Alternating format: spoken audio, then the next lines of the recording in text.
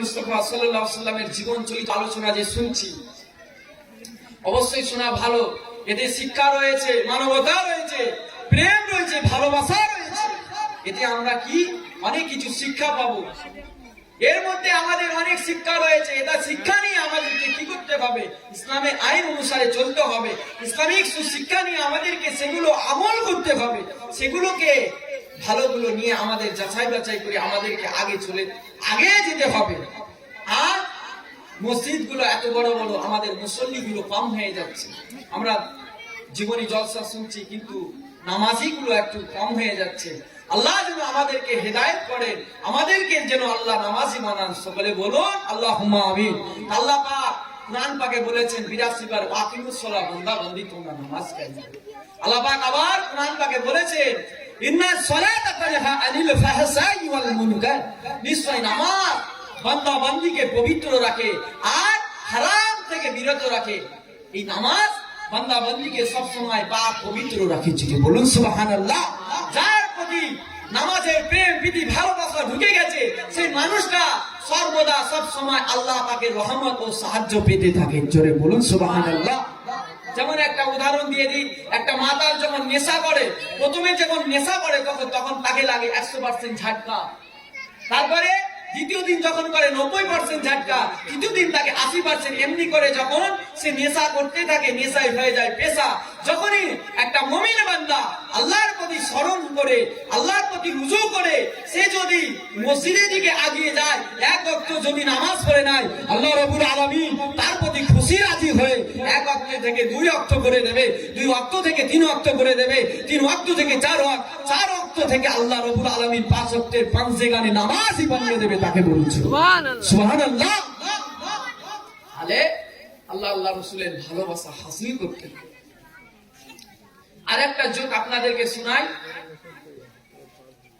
এটা আপনার অন্য একটা এলাকার কথা। এটা আপনার সর্দার সাহেবকে বলছেন যে সর্দার সাহেব, আপনি আপনার গরুটাকে বেঁধে রাখবেন। কেন, কি হয়েছে? তাই আপনার গরুটা আমাদের মসজিদে বারবার পায়খানা করছে, বাথরুম করে দিচ্ছে। বলছে বড় মুশকিলের ব্যাপার। আরে ভাই, ও তো গরু, ও গরু হয়ে মসজিদে চলে গেছে। আমি তো মানুষ, আমি জীবনও পাবি না, আমি তো যাবোই না, ভুল করেও আমি যাব না। কি বুঝতে পারলেন? তাহলে কত নিচে নেমে গেছে। হ্যাঁ, ও গরু পায়খানা করতে যাচ্ছে, মানে ভুল করে চলে গেছে। বলছে আমি মানুষ হয়ে ভুল করেও আমি মসজিদে যাই না, আমি ভুল করেও যাব না। আস্তাগফিরুল্লাহ। তাহলে আমাদেরকে সজাগ হতে হবে। হ্যাঁ, সর্দার সাহেব এরকম কথা বলে, তাই এরকম মানুষ হয়ে গেছে। ভুল করেও যদি কোন রকম ভাবে মানুষের এতে যদি চাপে পড়ে যায়, সে হয়তো মসজিদটা কোন রকম ভাবে একদিন গেল, তারপরে তার কোনো খবর নেই। আর আল্লাহ পাক বলেছে নিশ্চয় নামাজ বান্দা বান্দিকে পাক পবিত্র রাখে। নামাজি আল্লাহ পাকে কি আল্লাহ পাক বলেছে যে নামাজ যারা আদায় করলো, যারা সিজদা করলো, তারা আমি আল্লাহ আমার সঙ্গে সাক্ষাৎ করলো। যদি বলুন সুবহানাল্লাহ।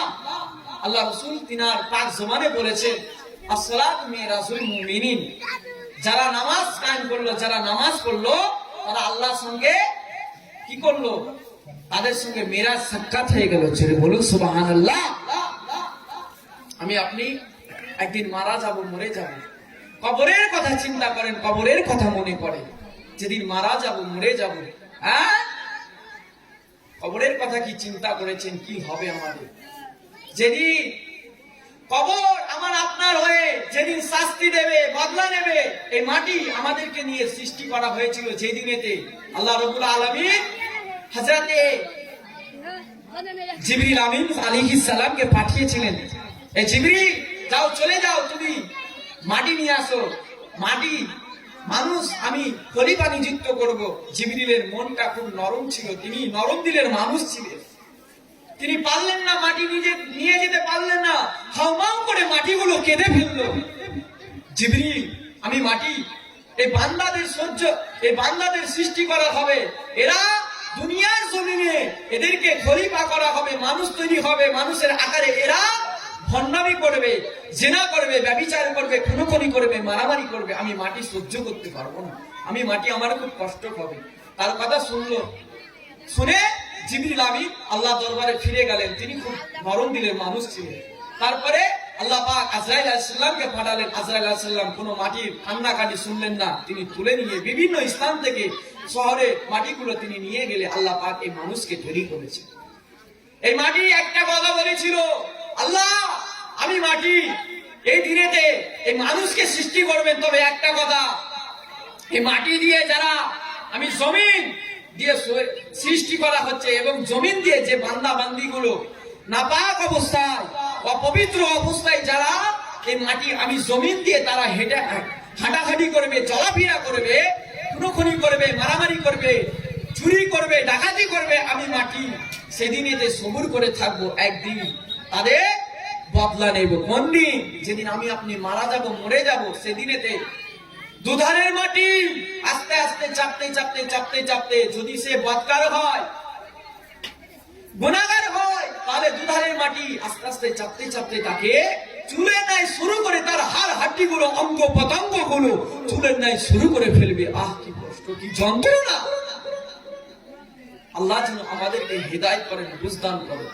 আর যদি সে নেককার হয়, মুমিন হয়, দুধারের মাটি আস্তে আস্তে চাপতে চাপতে চাপতে চাপতে, যেমন একে অপরে মুসলমান পৃথিবীর জমিনে আমরা একে অপরে মুআলেকা করি, মুসাফা করি, গলায় গলায় কর্দন করি, একে অপরে কোনো কষ্ট হয় না, বেদনা হয় না, দুঃখ লাগে না, আস্তে করে আমরা মুসাফা করে যেমন একে অপরে আমরা দূরে সরে যাই, তেমনি নেককার বান্দা বান্দি দুধারের মাটি আস্তে করে টাচ করে স্পর্শ করে তাকে আবার পুনরায় সেই